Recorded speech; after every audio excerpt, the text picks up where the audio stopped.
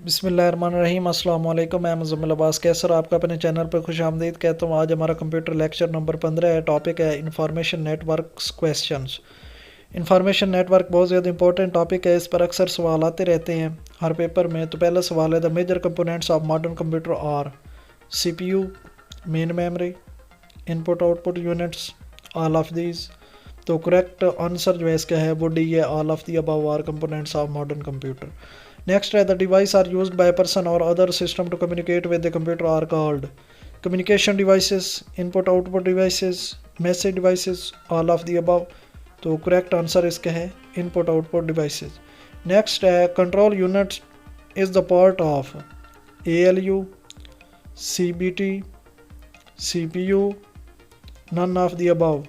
तो correct answer इसका है सी, CPU का कंट्रोल यूनिट पार्ट है। CPU stands for central processing unit, central process unit, computer process unit, none of the above. तो correct answer इसका है central processing unit.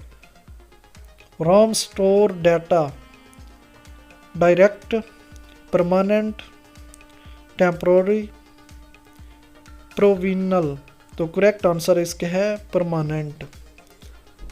A bus in which data transfer one place to another place is called data bus, system bus, control bus, address bus। तो correct answer इसका है data bus। Next है, dash is a special high speed storage area within the CPU, memory, RAM, ROM, register. तो correct answer इसके है register. Next है, provides direct access to any byte on the chip, RAM, ROM, cache, operating system। तो correct answer इसका है A, RAM।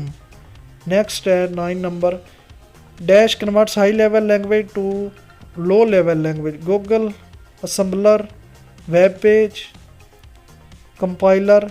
तो correct answer इसका है D, कंपाइलर।